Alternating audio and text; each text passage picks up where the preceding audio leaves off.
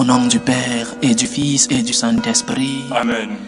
La grâce de Jésus notre Seigneur, l'amour de Dieu le Père et la communion de l'Esprit Saint soient toujours avec vous. Et avec votre esprit. Bienvenue, chers frères et sœurs, à la célébration de la Sainte Eucharistie, en ce premier dimanche du temps du Carême, un temps de préparation, un temps où nous avons donné comme programme l'accompagnement de Jésus.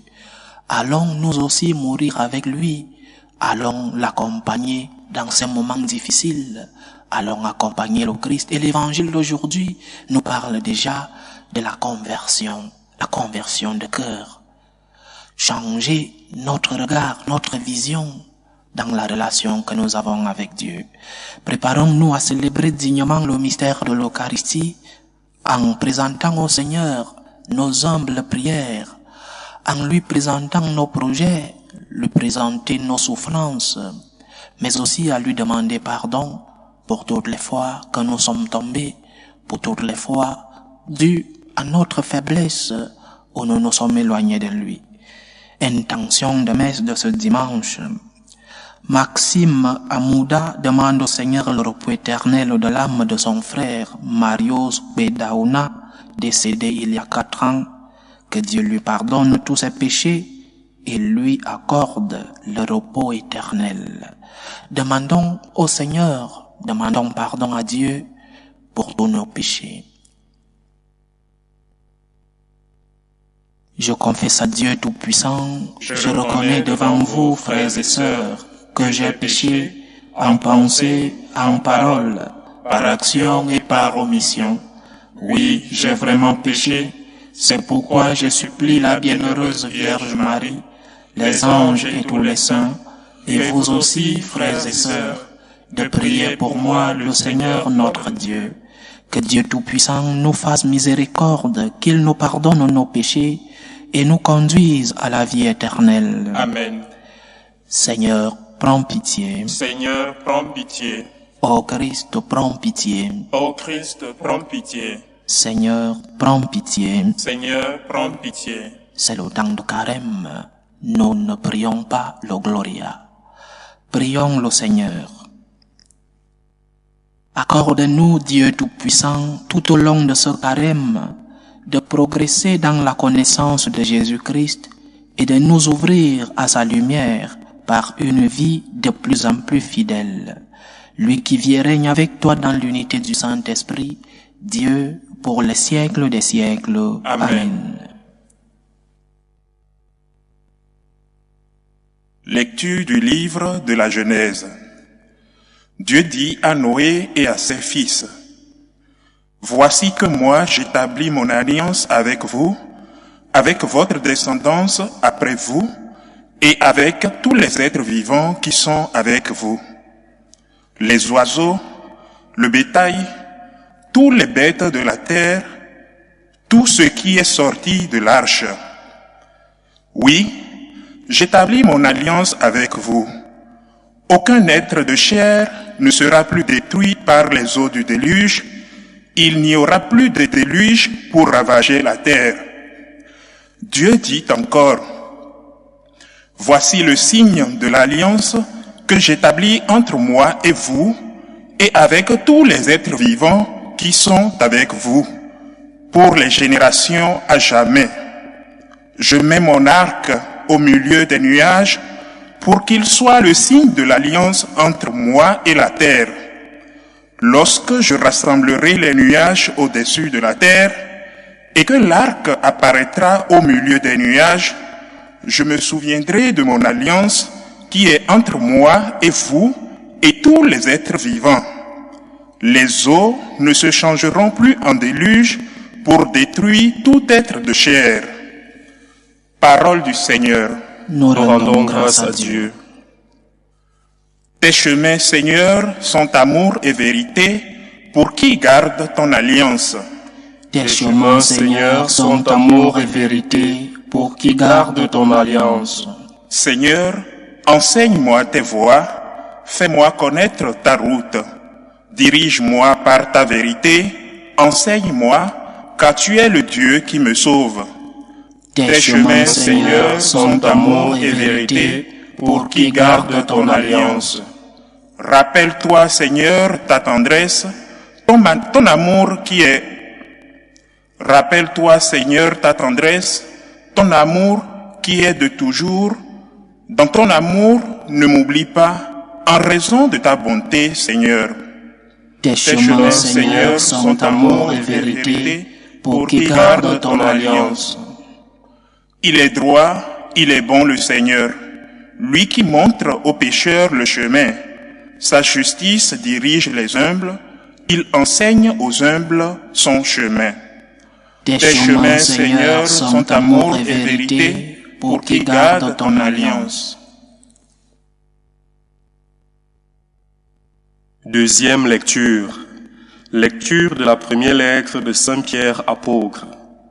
Bien-aimé, le Christ lui aussi a souffert pour les péchés une seule fois. Lui, le juste pour les injustes, afin de vous introduire devant Dieu. Il a été mis à mort dans la chair, mais vivifié dans l'esprit. C'est en lui qu'il est parti proclamer son message aux esprits qui étaient en captivité. Ceux-ci jadis avaient refusé d'obéir au temps où se prolongeait la patience de Dieu, quand Noé construisit l'arche, dans laquelle un petit nombre, en tout 8 personnes, furent sauvées à travers l'eau. C'était une figure du baptême qui vous sauve maintenant. Le baptême ne purifie pas de souillures extérieures, mais il est l'engagement envers Dieu d'une conscience droite, et il sauve par la résurrection de Jésus-Christ, lui qui est à la droite de Dieu, après s'en être allé au ciel, lui à qui sont soumis les anges, ainsi que les souverainetés et les puissances. Parole du Seigneur. Nous rendons grâce à Dieu. Ta parole, Seigneur, est vérité et ta loi délivrance. Ta parole, Seigneur, est vérité et ta loi délivrance. L'homme ne vit pas seulement de pain, mais de toute parole qui sort de la bouche de Dieu. Ta parole, Seigneur, est vérité et ta loi délivrance.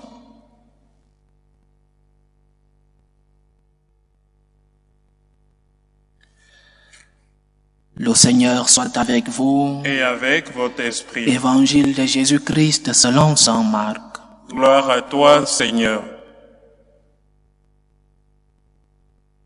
En ce temps-là, Jésus venait d'être baptisé. Aussitôt l'Esprit le pousse au désert, et dans le désert, il resta 40 jours, tenté par Satan. Il vivait parmi les bêtes sauvages, et les anges le servaient. Après l'arrestation de Jean, Jésus partit pour la Galilée, proclamer l'évangile de Dieu. Il disait, « Les temps sont accomplis, le règne de Dieu est tout proche. Convertissez-vous et croyez à l'évangile. » Acclamons la parole de Dieu. Louange à toi, Seigneur Jésus. L'évangile de ce premier dimanche du temps de Carême nous rappelle comment Jésus, après l'arrestation de Saint Jean-Baptiste, décide de commencer la proclamation de l'évangile, et son programme est clair. Le programme missionnaire de Jésus est clair. Il n'y a pas d'ambiguïté dans la mission de la proclamation de l'évangile de notre Seigneur. Son programme est clair.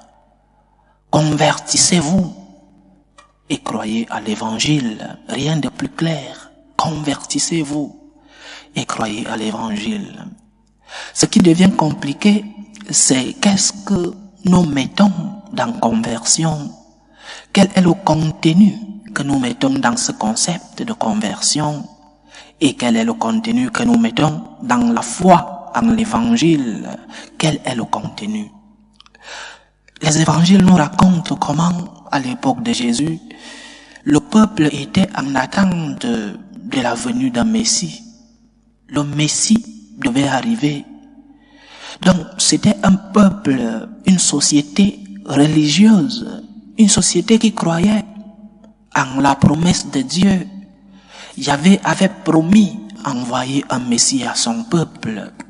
Et ce peuple plein de foi, cette société pleinement religieuse sait que le Seigneur accomplit toujours sa promesse. Que le Seigneur, que les promesses du Seigneur s'accomplissent toujours. Mais posons-nous la question, pourquoi ce peuple si religieux n'a-t-il pas reconnu le Christ comme le Messie? Que s'est-il passé pour que ce peuple qui a vu de nombreux miracles de Jésus, ce peuple qui a vu le miracle de la multiplication des pains et des poissons, le miracle de la guérison de tout type de malades, le miracle de l'expulsion des démons, pourquoi ce peuple-là, qui a vécu et qui a peut-être, beaucoup d'entre eux, ont bénéficié de cette œuvre de Jésus, pourquoi ce peuple ne reconnaît pas Jésus comme le Messie? Mais au contraire, ils finissent par le tuer. Au contraire, Jésus finit par mourir sur la croix. Pourquoi le peuple, ce peuple si religieux, ce peuple qui croyait tant en Dieu et qui savait que Dieu accomplit toujours sa parole, que la promesse faite à leur père s'accomplira. Mais pourquoi lorsque Jésus arrive avec tant d'œuvres extraordinaires, il n'est pas reconnu comme le Messie?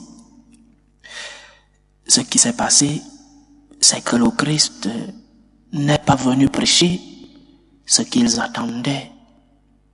Ce que le peuple juif attendait du message du Messie n'a pas été ce que le Christ est venu enseigner. Ils attendaient un Messie, oui, mais pas le Messie de Jésus. Certains attendaient un Messie politique, un libérateur politique, malgré que les Écritures annonçaient un Messie qui allait libérer le monde, le peuple du péché, et peut-être dû aux différentes invasions de ce peuple en dehors et avant l'Empire romain qui a envahi le peuple juif. Avant, il y a eu d'autres invasions. Peut-être dû à ces invasions, une grande partie de ce peuple a commencé à voir en le Messie un libérateur politique, celui-là qui allait libérer le peuple du joug de l'esclavage de ses envahisseurs. Et dans le temps de Jésus, un Messie qui allait libérer le peuple qui avait perdu sa liberté, libérer ce peuple de l'esclavage et du joug de l'Empire romain. Ils attendaient un Messie politique, un libérateur politique. Déception. Jésus-Christ n'est pas venu comme un révolutionnaire politique. Ils se sont fait une image de Dieu qui n'est pas réelle. Et qu'est-ce que cela nous enseigne? Parce que nous aussi, nous nous faisons parfois une image de Dieu qui n'est pas réelle. Pose-toi la question, quelle est l'image que tu as de Dieu? Qui est Dieu pour toi? Parce que c'est en fonction de l'idée que tu as de Dieu, tu vas te comporter dans ta relation avec lui. C'est en fonction de l'idée que tu as de Dieu que tu te comporteras sur la terre. Si tu crois en un Dieu qui viendra te sauver sans tes efforts, alors ta relation avec lui sera une relation de caprice. Je te demande, tu ne me donnes pas, crise de foi. Celui à qui tu demandes aujourd'hui et te donne à l'instant, c'est ton idée de Dieu. Dieu est celui qui ne te demande aucun effort dans ta relation avec lui. Ton idée de Dieu, c'est celui qui fait le miracle sans ta collaboration. Celui-là n'est pas le Dieu chrétien. Ce n'est pas le Dieu de Jésus-Christ. Ce n'est pas le Dieu que le Seigneur Jésus-Christ est venu nous enseigner.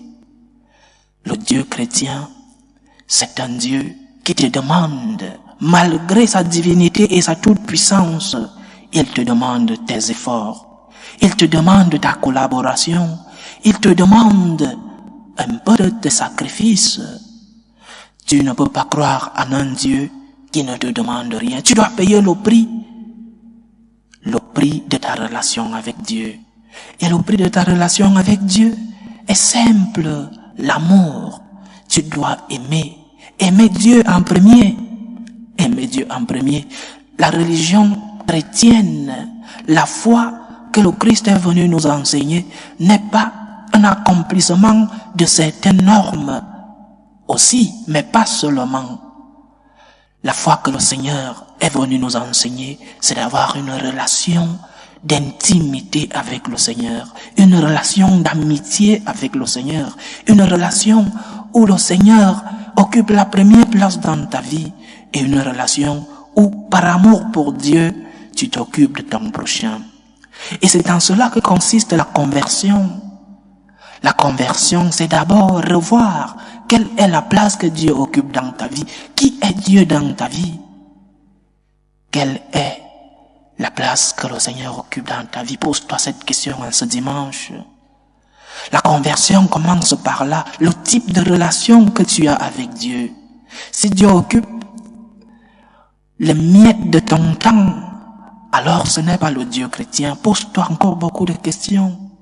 Si tu ne donnes pas à Dieu la première place dans ta vie, ce n'est pas le Dieu chrétien. Tu t'es fabriqué une idée de Dieu qui n'est pas réelle. Tu t'es fabriqué un Dieu qui est seulement une de tes nombreuses créatures. Ce n'est pas le Dieu tout-puissant. Ce n'est pas le créateur du ciel et de la terre. Ce n'est pas le Dieu de Jésus-Christ. Le Dieu de Jésus-Christ doit occuper la première place dans ton cœur. La conversion consiste en cela, en revoir quel est le type de relation que tu as avec Dieu. Oui, Dieu est notre Père. Oui, Dieu est notre Sauveur, notre Rédempteur, notre Protecteur. Oui. Mais quelle est la place que tu donnes à ce Créateur? Quelle est la place que tu donnes à ce Protecteur? Quelle est la place que tu donnes à ton Sauveur? Si quelqu'un te sauve d'une situation difficile dans ta vie, ne le mettras-tu pas dans une place prépondérante dans ton cœur? Et combien de fois Dieu qui t'a tout donné, il t'a tout donné jusqu'à il t'a donné son Fils unique pour qu'il vienne te sauver. Il mérite d'occuper la première place dans ta vie. Il mérite d'occuper la première place dans ton cœur. Il le mérite et c'est un droit de Dieu. Dieu a le droit d'occuper la première place dans ta vie. Ne lui donne pas les miettes de ta vie. Ne lui donne pas le reste de ta vie. Parce que j'ai passé toute la journée, j'étais si occupé, Saint Paul dit, si occupé à ne rien faire. J'étais si occupé que je donne au Seigneur le temps où je suis déjà fatigué lorsque je me souviens du Seigneur. Quelle est la place que Dieu occupe dans ta vie? C'est en cela que consiste la première conversion. Convertissez-vous. Le contenu que tu mets dans la conversion, c'est d'abord, en premier lieu, la relation que tu as avec ton Dieu. Et la relation avec ton Dieu, c'est une relation de créateur à créature. La relation avec ton Dieu, c'est une relation de que Dieu a les droits et tu as des devoirs. La relation avec ton Dieu, c'est une relation aussi d'amour. Je t'aime, Seigneur. Je veux t'aimer, Seigneur. Ce n'est plus une relation où Dieu vivait à la montagne. Ce n'est plus une relation où Dieu vivait à l'Olympe grec. C'est une relation où Dieu vit dans ton cœur, où Dieu s'est approché de toi, où Dieu a voulu toucher tes réalités. Mais tu dois lui donner la première place dans ta vie. Il doit occuper la première place dans ton cœur. Si le Seigneur n'occupe pas la première place dans ta vie, d'autres choses occuperont cette place et d'autres choses qui ne sont pas Dieu. Et ce qui n'est pas Dieu, ce qui n'est pas bon, beau et parfait est autre chose proche du péché. Alors convertissons-nous.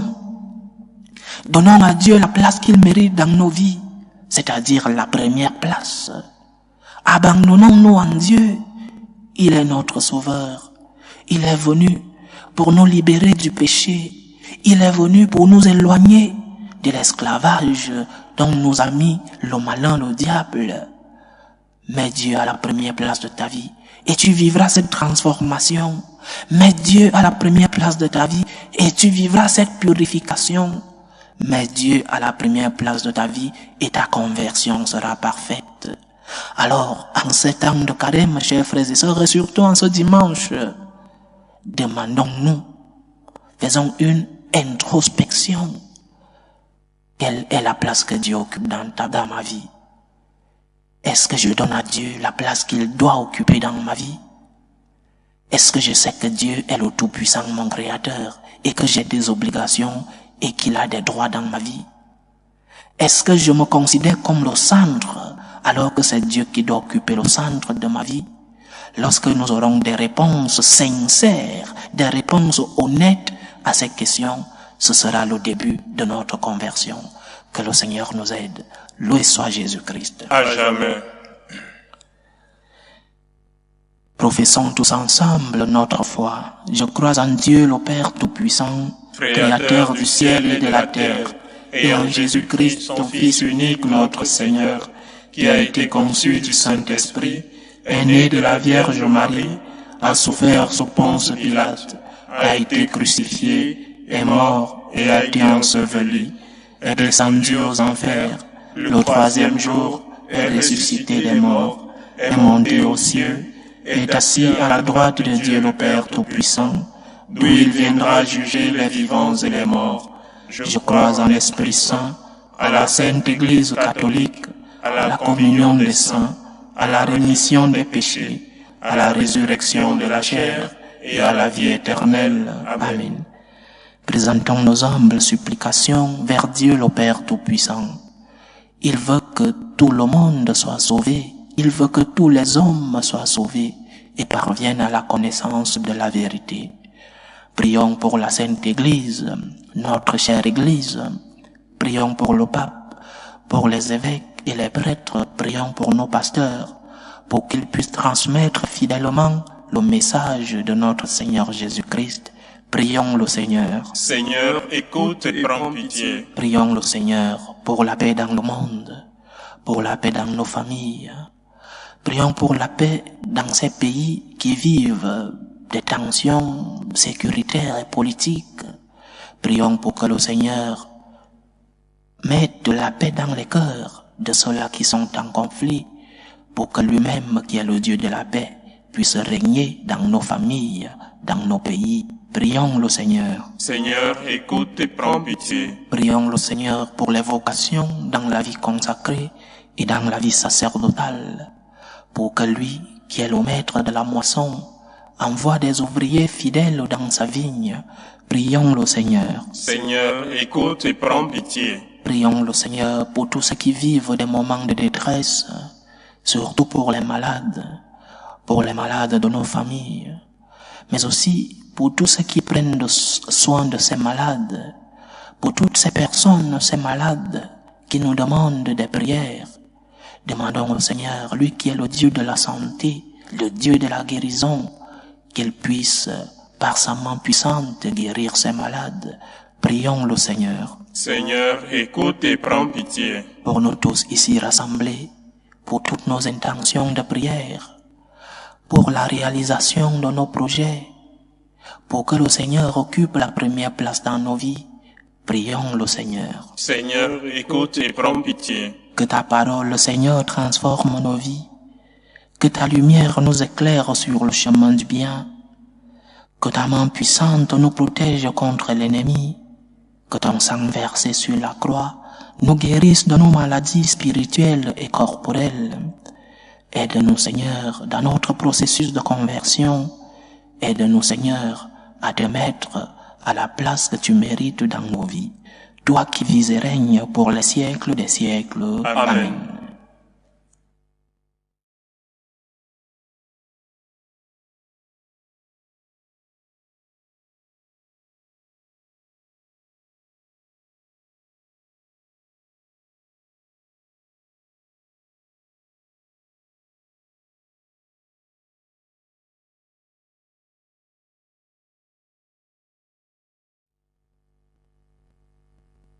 Tu es béni, Seigneur, Dieu de l'univers. Nous avons reçu de ta bonté le pain que nous te présentons, fruit de la terre et du travail des hommes.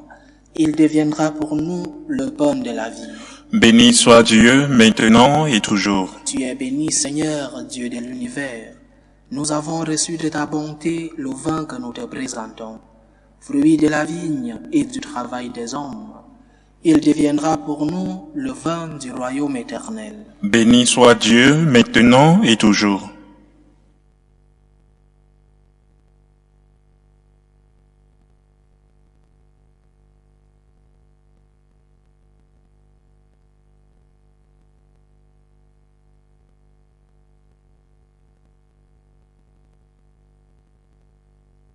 Priez, frères et sœurs, que mon sacrifice qui est aussi le vôtre soit agréable à Dieu le Père Tout-Puissant.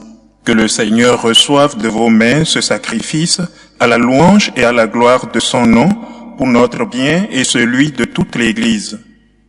Alors que nous célébrons les débuts de ce temps très saint, nous te prions, Seigneur. Fais que nos cœurs correspondent vraiment aux offrandes que nous allons présenter. Par Jésus-Christ, ton Fils, notre Seigneur, qui vit et règne avec toi dans l'unité du Saint-Esprit, Dieu, pour les siècles des siècles. Amen. Le Seigneur soit avec vous. Et avec votre esprit. Élevons notre cœur. Nous le tournons vers le Seigneur. Rendons grâce au Seigneur notre Dieu. Cela est juste et bon.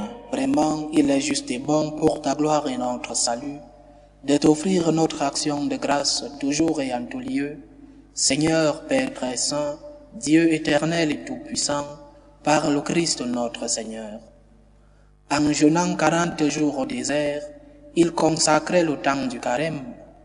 Lorsqu'il déjouait les pièges du tentateur des origines, il nous apprenait à écarter le ferment du mal. Ainsi pourrons-nous célébrer dignement le mystère pascal et enfin passer à la Pâque éternelle. C'est pourquoi, avec la multitude des anges et des saints, nous chantons l'hymne de ta gloire et sans fin, nous proclamons. Saint, Saint, Saint, le Seigneur Dieu de l'univers, le ciel et la terre sont remplis de ta gloire. Hosanna au plus haut des cieux, béni soit celui qui vient au nom du Seigneur. Hosanna au plus haut des cieux. Tu es vraiment Saint Dieu de l'univers, et il est juste que toute la création proclame ta louange, car c'est toi qui donnes la vie, c'est toi qui sanctifies toutes choses, par ton Fils Jésus-Christ notre Seigneur, avec la puissance de l'Esprit Saint. Et tu ne cesses de rassembler ton peuple, afin que du levant au couchant du soleil, une offrande pure soit présentée à ton nom. C'est pourquoi nous voici rassemblés devant toi, Dieu notre Père, et dans la communion de toute l'Église, nous célébrons le jour où le Christ est ressuscité d'entre les morts. Par lui que tu as élevé à ta droite, nous te supplions de consacrer toi-même les offrandes que nous apportons. Sanctifie-les par ton esprit pour qu'elles deviennent le corps et le sang de ton Fils Jésus-Christ notre Seigneur, qui nous a dit de célébrer ce mystère. La nuit même où il fut livré, il prit le pain. En te rendant grâce, il dit la bénédiction, il rompit le pain et le donna à ses disciples en disant: Prenez et mangez-en tous, ceci est mon corps, livré pour vous.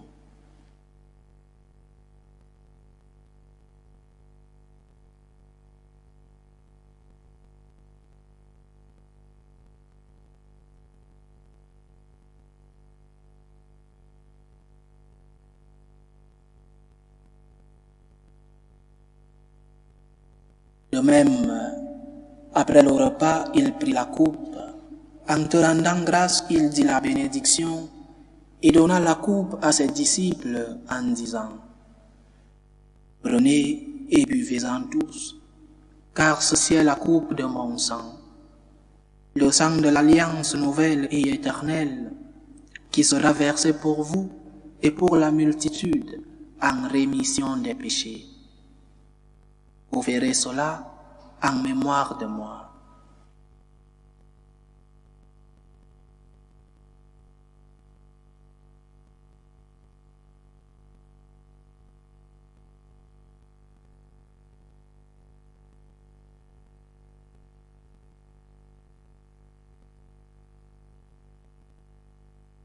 Il est grand le mystère de la foi. Nous annonçons ta mort, Seigneur Jésus.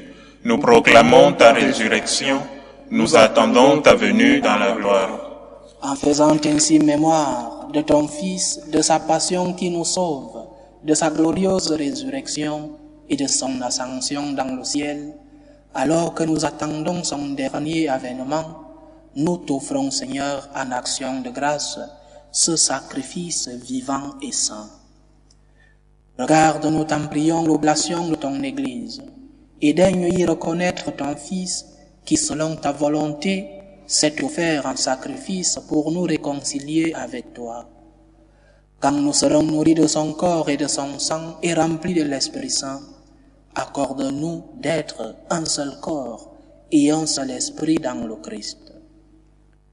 Que l'Esprit Saint fasse de nous une éternelle offrande à ta gloire, pour que nous obtenions un jour l'héritage promis avec tes élus, en premier lieu, la bienheureuse Vierge Marie, Mère de Dieu, avec Saint Joseph son époux, les bienheureux apôtres, les glorieux martyrs, et tous les saints qui ne cessent d'intercéder auprès de toi et nous assurent de ton secours. Et maintenant nous te supplions, Seigneur, par le sacrifice qui nous réconcilie avec toi, étends au monde entier le salut et la paix. Affermis ton Église en pèlerinage sur la terre, dans la foi et la charité, en union avec ton serviteur, notre pape François et notre évêque Rosé, l'ensemble des évêques, les prêtres, les diacres et tout le peuple que tu as racheté. Écoute en ta bonté les prières de ta famille que tu as voulu rassembler devant toi. Dans ta miséricorde, ramène à toi, Père très aimant, tous tes enfants dispersés. Pour nos frères et sœurs défunts, pour Marius Pedauna, et pour tous ceux qui ont quitté ce monde et trouvent grâce devant toi, nous te prions. En ta bienveillance, accueille-les dans ton royaume, où nous espérons être comblés de ta gloire, tous ensemble et pour l'éternité, par le Christ notre Seigneur, par qui tu donnes au monde toute grâce et tout bien. Par lui, avec lui et en lui, à toi Dieu le Père Tout-Puissant, dans l'unité du Saint-Esprit, tout honneur et toute gloire pour les siècles des siècles. Amen. Comme nous l'avons appris du Sauveur, et selon son commandement, nous osons dire, Notre Père qui es aux cieux, que ton nom soit sanctifié, que ton règne vienne, que ta volonté soit faite sur la terre comme au ciel. Donne-nous aujourd'hui notre pain de ce jour. Pardonne-nous nos offenses, comme nous pardonnons aussi à ceux qui nous ont offensés, et ne nous laisse pas entrer en tentation, mais délivre-nous du mal. Délivre-nous de tout mal, Seigneur, et donne la paix à notre temps. Soutenus par ta miséricorde, nous serons libérés de tout péché, à l'abri de toute épreuve. Nous qui attendons que se réalise cette bienheureuse espérance, l'avènement de Jésus-Christ, notre Sauveur. Car c'est à toi qu'appartiennent le règne, la puissance et la gloire pour les siècles des siècles. Seigneur Jésus-Christ, tu as dit à tes apôtres, je vous laisse la paix, je vous donne ma paix. Ne regarde pas nos péchés, mais la foi de ton Église. Pour que ta volonté s'accomplisse, donne-lui toujours cette paix et conduis-la vers l'unité parfaite. Toi qui vis et règnes pour les siècles des siècles. Amen. Que la paix du Seigneur soit toujours avec vous. Et avec votre esprit. Dans la charité du Christ, donnez-vous la paix. Agneau de Dieu, qui enlève les péchés du monde, prends pitié de nous. Agneau de Dieu, qui enlève les péchés du monde, prends pitié de nous. Agneau de Dieu qui enlève les péchés du monde, donne-nous la paix.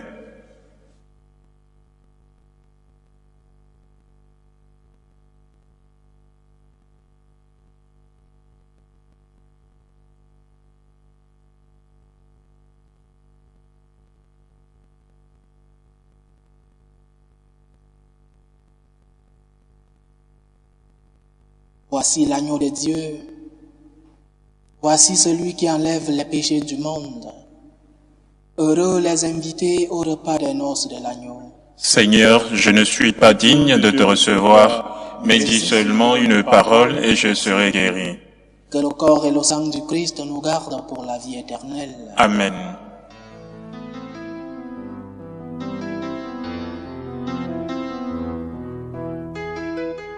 Communion spirituelle. Mon Jésus, je crois en votre présence dans le très saint sacrement. Je vous aime plus que toute chose, et je désire que vous veniez dans mon âme. Je ne puis maintenant vous recevoir sacramentellement dans mon cœur. Venez-y au moins spirituellement.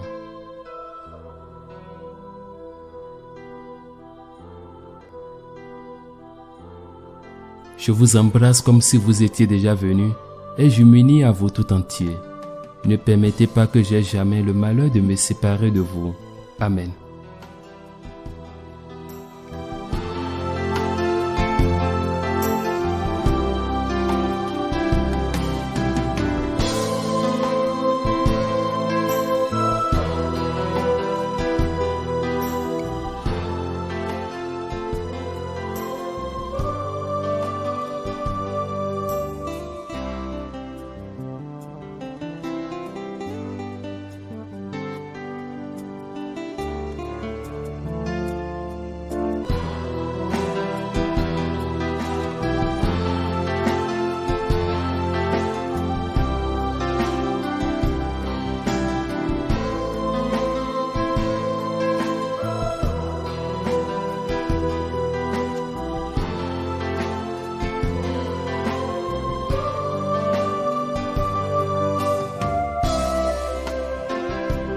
Achevons notre prière. Le pain que nous avons reçu de toi, Seigneur notre Dieu, a renouvelé nos cœurs. Il nourrit la foi, fait grandir l'espérance et donne la force d'aimer. Apprends-nous à toujours avoir faim du Christ, seul pain vivant et vrai, et à vivre de toute parole qui sort de ta bouche. Par Jésus-Christ, ton Fils, notre Seigneur, qui vit et règne avec toi dans l'unité du Saint-Esprit, Dieu, pour les siècles des siècles. Amen. Le Seigneur soit avec vous. Et avec votre esprit. Que Dieu Tout-Puissant vous bénisse, le Père, le Fils et le Saint-Esprit. Amen. Allez dans la paix du Christ. Nous rendons grâce à Dieu. Salut, ô Reine, Mère de miséricorde, notre vie, notre douceur, notre espérance, salut. Nous crions vers toi, enfant d'Ève exilée. Vers toi nous soupirons, gémissant et pleurant, dans cette vallée de larmes. Ô toi notre avocate, tourne vers nous ton regard miséricordieux. Et après cet exil, montre-nous Jésus, le fruit béni de tes entrailles. Ô clémente, ô miséricordieuse, ô douce Vierge Marie. Amen. Priez pour nous, Sainte Mère de Dieu, Afin que nous soyons rendus dignes des promesses du Christ.